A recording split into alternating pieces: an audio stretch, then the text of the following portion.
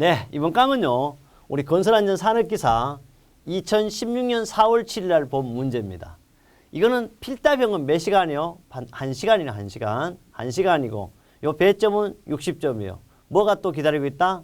작업형이 40점이 기다리고 있습니다. 반드시 우리 필답형만 만점 만다 그래서 합격되는 게 아니요. 점수는 합격이지만 반드시 뭘 응시해야 된다? 작업형을 꼭 응시해야 된다. 그런데 이게 필답형이었기 때문에 여러분 쉽습니다. 보죠. 다음 내용을 읽고 기문을 쓰시오. 그래서 이거는 장난이잖아. 외부 요인이 없는 상태, 사람이 걷다가 발목을 겹질러 넘었다. 그러면 이거는 알아도 헷갈립니다. 야, 다친 놈이 사람인데 어디에 발목을 겹질해. 실제는 상해 부위는 발목이야. 외부 요인 아무것도 없으니까 긴된 것은 어떻게? 지가 걷다가 지가 잘못했다. 이걸 가지고 뭐 사람 이게 혼돈하면 안 돼. 둘째, 트럭과 지게차가 운전 중 정면 충돌했습니다. 지게차 운전자가 사망했어. 알아둘게. 트럭 운전자가 사망했다면 기인물이 트럭이 돼. 누가 사망했다? 지게차가 사망했죠. 그러니까 지게차가 돼요. 이동 차량에 치여 벽에 부딪힌 사고가 발생하였다. 어디 차에 치여 요놈이 기인대가 실제 어때요? 벽에 부딪혔지만 요거는 뭐입니까? 가해물이 되겠죠. 벽이. 그러니까 이동 차량이 답이 되죠. 정말 이런 거는요. 여러분 혼자 잘 생각하면 안 나와. 그래서 문제를 봐야 되고 함께 해야 됩니다. 그래서 가연도 문제를 꼭 보라는 이야기를 다시 한번 하고요. 반드시 10년 이상 저와 함께 한다면 여러분은 안전한 합격으로 평생 줄지 않는 자격증 건설안전산업에서 합격할 수가 있습니다. 2번입니다. 안전방망 설치 기준이다. 필기 때도 나와. 다음 빈칸을 채우시오. 이거는 뭐라 그래 이런 거 가지고 우리는 초등학교 문제입니다. 안전방망어 설치는 가능하면 작업면으로 가까운 지점에 설치하되 작업면으로부터 망어 설치 수직거리는 얼마? 수직거리가 바로 이거지. 직선 10m면 수직거리. 10m에 설치한 그림으로도 있었어요. 많이 보여줬어요. 또 요거는 실기 작업형에도 나온다. 안전방망은 수평을 설치. 망어 쳐지면 짧은 변길이 얼마? 12% 이상이 되도록 해야 되고 건축물은 바깥쪽 요 말 잘 맞아. 바깥쪽이란 말이 들어가면 반드시 3m야.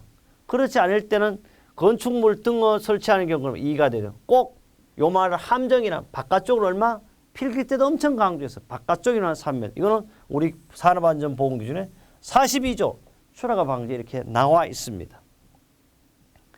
3번입니다. 트럭, 크레인, 내가 트럭이 있는데 아무거나 가면 크레인 등의 위험 방지 취해야 할 방어 조치 또는 안전 조치는 가바 방지 장치, 건가 방지 장치. 또 뭐 있을까요? 비상정지 장치, 제동 장치. 여러분이 원하는 거 아무거나 쓰면 이거는 뭐 정말요. 기사보다 산업기사 이런 건 엄청 쉽습니다. 이거는 우리 134조도 있고 2014년도 기사로도 출제됐어요. 그래서 기사를 공부하면 산업기사가 되고 산업기사를 공부해도 기사가 된다는 일을 말을 수없이 했습니다. 주워 먹는 문제 또 나왔어요. 뭐라고 그랬어요? 연약한 점토 지반을 굴착할 때 흑마기 백체 배면에 흙어 이까지 보면 연약한 점토 흙어 중량이 굴착하고 흙어 중량보다 큰 경우 중량 차이로 인해 흑마기 백체 배면에 흙이 안으로 밀려 들어와 바닥면이 부풀어 온다. 이것만 벌써 보면 이거는 뭐예요? 히빙 현상을 넣어. 만약 이게 사질토이라면 뭐가 될까? 보일링이 된다. 이런 거는 제가 설명할 것도 없고 그렇죠. 이런 거는 이렇게 나오는데도 떨어진 사람은 있을 수가 없어요. 왜? 여러분 저와 함께 계속 열심히 했기 때문에 그렇습니다. 5번인데요. 이동식 비계 조립 자문이 준수사항이 이동식 비계. 근데 여기 좀 긴 게 많아요. 근데 몇 가지, 4가지 써라 그랬어요. 만만치 않는 거예요. 사실 이런 거는. 이럴 때는 간다. 승강용 사단을 어떻게 한다? 견고하게 설치해야 돼요. 비계의 최상부에 작업을 하는 경우는 안전난간을 설치해야 돼요. 작업 발판의 최대 적재 하중은 얼마? 요거 갈로로도 나와. 250kg 그러면 초과하지 않도록 해야 된다는 거. 또 어쨌든 이걸 해야 된다면 작업 발판 항상 수평을 유지하고 작업 발판 위에서 안전난간을 딛고 작업을 하거나 받침대 또는 사다리를 사용하여 작업하지 않도록 할까. 굳이 다친다면 뭐 이동식 비계 바퀴에는 뜻밖의 갑작스러운 이동 또는 전도를 방지하기 위해 브레이크 세기 등의 바퀴를 고정시킨 다음 비계 일부를 견고한 시설물에 고정하거나 아웃트릭을 설치하는 필요한 조치를 한다 그러는데 여기 또 요령이 있어요. 반드시 우선은 답장할 때 짧은 거 위주로 여러분이 아니 긴 거 뭐 할 수 있으면 괜찮아요. 짧은 거 위주로 하고 두 번째는 알아둘 것이 있어요.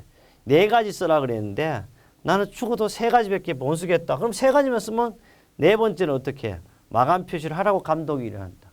마감 표시 하면 되는데 하면 안 돼. 물론 해도 돼. 당연히. 하면 너무 정직할 필요 없어. 하지 말고 1번의 걸 다시 한번 여기 써버립니다. 왜? 이것은 수작업으로 사람이 채점하기 때문에 컴퓨터가 아니니까 때로는 어떻게 승강용사들은 경고하기 그렇죠. 모범 답안 있나 없나? 승강용사는 경고. 그러니까 자기가 평상시에 좋은 일을 하고 복 받는 일을 한다면 채점자가 동그라미 치면 되는 거예요. 영원히 끝이에요. 다시 검토 안 할 것 같아요. 하는지 안 하는지 안 한다. 확실하게 또 내가 얘기하면 안 돼요. 하여튼 여러분 그런 생각을 가지면 좋겠다. 이건 법에도 68조에 명시되어 있다. 그래서 우리 인생을 살면서 뭐 항상 긍정적인 생각을 해야 되겠습니다. 그 시험은 나를 위해서 합격되게 만들어 놓은 거지 떨어지게 만들어 놓은 건 아니다. 그 다음요. 강간비계에 대해 간단히 알면 전부 초등학교 문제예요. 비계기둥의 제일 윗부분으로부터 얼마? 31m를 기준으로 하죠. 대인지 비계기둥은 두 개의 맥 강간으로 묶어 세운다. 뭐 쉽게 그렇게 할 수 있죠. 이건 어디 있어? 제60조. 여러분이 확인을 하지 않더라도 답의 명확성, 정확성, 근거를 주기 위해서 반드시 법적인 조문을자가 일일이 찾아가면서 해서 이 법조문은 어떻게 2017년 2월 3일 날 바뀐 걸로 했었어요. 왜? 여러분은 지금 2016년 문제지만 저는 여러분 2017년 보는 사람 2018년 그때 바꾼 문제를 법이 변경된 걸 업그레이드하고 있습니다. 7번입니다. 목재가공용 둥구투입 방호장치는 이건 뭐 두 가지밖에 없죠. 바로 방호장치 두 가지 쓰라고 했으니까 반발 예방장치 또는 톱날 접촉 예방장치. 그래서 105조에 톱날 접촉 예방장치, 106조에 톱날 접촉 이렇게 명쾌하게 돼 있어요. 그럼 야 반발 예방장치로 있네. 요건 두 개 다 106조 나왔지만 우리 반발 예방장치도 적용 가능하기 때문에 이렇게 해놨습니다. 이건 2011년 11월 13, 2012년 4월 22일 날 또 출제됐던 문제가 되겠습니다. 8번입니다. 길어요. 산업안전보건법 건설업 유해위험 방지기획서 제출사업 4가지를 쓰라 그랬는데 사실 1번은요 만만치가 않아요. 이건 아는데 우리 갈로속이라 그래요. 지상높이 31일 건축물 또는 인공구조물 연면적 3만 제곱미터 이상의 건축물 또는 연면적 5천 제곱미터 이상은 문화집회시 이건 다 쓸 필요 없다 그랬죠. 갈로속은. 그 다음 판매시설, 운수시설, 종교시설, 의료시설, 종합, 병원, 숙박, 관광, 지하도상 또는 냉동, 냉장창고 개조 또는 해체 이럴 때는 적용한다. 근데 이런 거는 가감이 어떻게 매무해가 제일 뒤에 놓고 뒤에는 갖다 놓는 거야. 못 쓴다 이 말이에요. 그래서 이런 거 연면적 5천 제곱미터 이상은 냉동, 냉장, 창고 시설은 설비공사, 단일공사. 최대 지간거리가 50m 이상인 교량, 건설 등의 공사. 그 다음에 뭐요? 네 번째 짧고 있죠. 터널 등의 건설공사. 깊이 10m 이상의 굴착. 몇 개? 4개만 그냥 짧은 거 기억하면 돼요. 또 하나 한다면 다목적 발전용 저수용량 2천만 톤 이상의 용수 전용 댐, 지방상수 전용 댐 건설 등 공사. 근데 이렇게 다 쓰라는 건 나오지만 요런 숫자가 갈로로 나오는 것도 나오니까 꼭 기억을 합니다. 그 다음에 항상 이런 문제가 하나씩 나오죠. 우리는 종합재해지수에 이것 좀 어렵게 만들어놨어요. 종합재해지수는 뭐예요? F 뭐라고 해요? SI를 구하기 위해서는 우리는 뭐예요? 루트 F 빈도율 곱하기 강도율 SR 이러니까 실제는 이게 연근로시간수, 재발생 건수, 근로손실일수, 휴업일수 나왔으니까 뭐를 구해야 돼? 도수율과 강도율을 구해야 돼. 실제 이것은요. 점수에 배점이 없어요. 그러나 요놈을 반드시 하기 위해서는 요걸 풀어야 되는 거죠. 그래서 도수율 얼마다, 강도율 얼마다 나왔으면 간단하지만 반드시 뭡니까? 도수율은 연근로시간수 분의 재건수 곱하기 100만. 근데 요거 식은 쓸 필요 없다 그랬어요. 공식은. 요것만 쓰면 돼. 얼마? 시간수는 나와서 계산하지.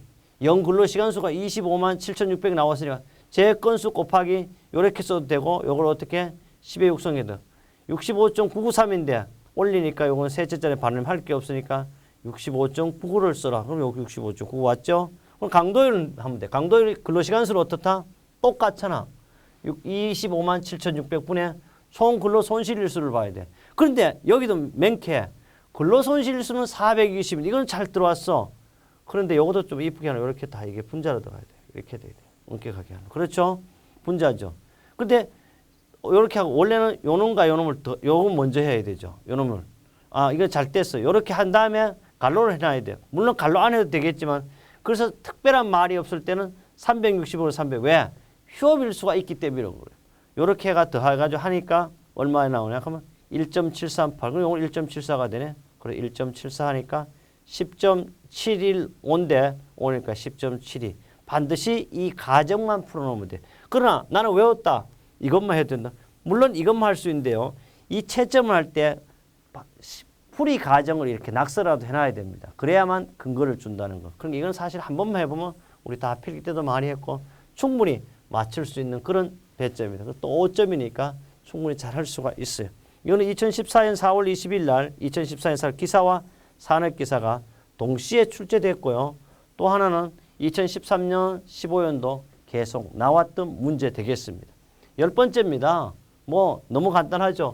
산업안전보건관리비 적용되는 범위는 산업재해보상보험 적용을 받는 공사 총 공사금이 얼마? 바로 우리는 4천만 원부터 적용한다는 거. 이거는 뭐 우리 암산 문제라기보다는 눈으로 많이 봤던 그런 문제가 되겠습니다. 11번째 문제예요. 어느 사업자 해당 연도에 사망사고가 발생하였습니다. 하인리의 재해 발생 비율의 법칙. 그럼 하인리는 우리는 1대 29, 300을 기억해야 돼요. 경상해가 중상해, 경상해. 경상해가 원수는 몇 건이 되겠는가 그래. 여기서 특별한 말이 없어요. 어느 사업장에 사망사고가 발생하였다. 하인리의 재해 발생 법칙에 했냐 근데 여기 알아둘 게 있어요. 여기 지금 경상에는 29인데 갑자기 왜 6이 나왔냐? 풀 길이 없잖아. 쉽게 말하면 요게 6개 되기 위해서는 뭐가 나올까? 2배를 해서 사망사고가 얼마 나오냐 하면 2건이 발생했다. 이런 뜻이에요. 1대 29, 300이니까.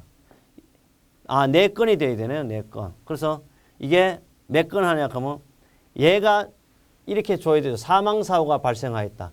사망사고는요. 중상이니까 한 건이에요. 사실. 사망사고 발생하는데 하인리의 재해 발생 비율의 법칙에 의하면 경상의 발생 건수는 실제는 얼마? 29지만 1대 29, 300이거든요. 그럼 얘가 6건 발생했으니까 우리도 계속 6배만 곱해지면 되려네요. 여기 내가 이거 잘못해. 여기 사망사고가 6건 발생했다. 이렇게 들어가야 되겠습니다. 이것도 간단하게 이것만 잘 외우면 되겠습니다. 근데 실제 여기는 또 이거는 잘 몰라도 괜찮아. 1대 29, 300의 법칙 이 말만도 기억해도 되겠습니다. 특히 이것도 갈로 속에 나오는 거 있어. 불안전 행동 및 불안전 상태. 이 말도 꼭 기억해야 되겠습니다. 이게 갈로 안에 해가지고 무려 4점짜리가 이렇게 나온다는 걸 기억해야 되겠습니다. 12번째입니다. 해체공사의 공법에 따라 소음과 진동의 대책을 4가지 쓰시오. 근데 이것도 만만치 않습니다. 이 문제는 우선 이거는 해체 공사할 때만 적용하지 일반적인 소음과 진동 대책이 아니에요. 그래서 반드시 앞세기 시공 시는 항상 주의하여 시공해 두고 중기 사용 시에 충격을 피해야 하고요. 또 인접 건물의 피해를 줄이기 위해 인접 건물에 방음 시설을 하고 현장 내에 대형 부지를 해체하여 장외에서 잘게 부숴야 하고 이거는 컴프레서 등을 적당한 장소 설치한다. 이것은 우리가 해체 공사 공법 표준 고시가 있습니다. 거기서 나왔던 내용이에요. 그래서 1992년에도 있지만 2012년인데 계속해서 이 중간에도 많이 출제됐던 문제인데 이런 긴 거는 어떻게 한다?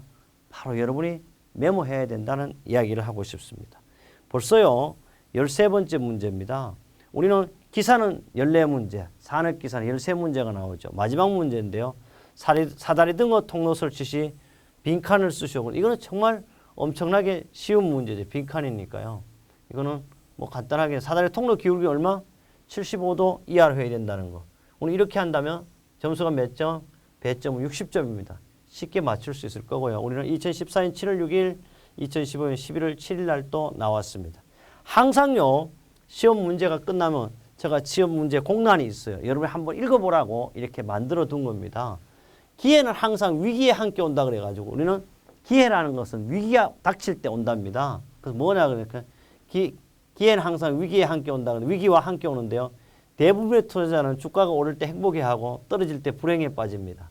나는 하락장을 좋아하는데 하락장에는 언제나 아주 싸게 살 수 있기 때문이다. 위기는 언제나 매입할 절호의 기회이다. 시장이 탐욕적일 때 공포에 떨고 시장이 공포에 떨 때 탐욕을 가져는 건데 위렌 버핏이라는 세계 10대 안에 재벌이 드는 사람이 한 말이죠. 그래서 여기에요. 기회는 혼자 움직이지 않습니다. 기회는 위기와 함께 움직입니다.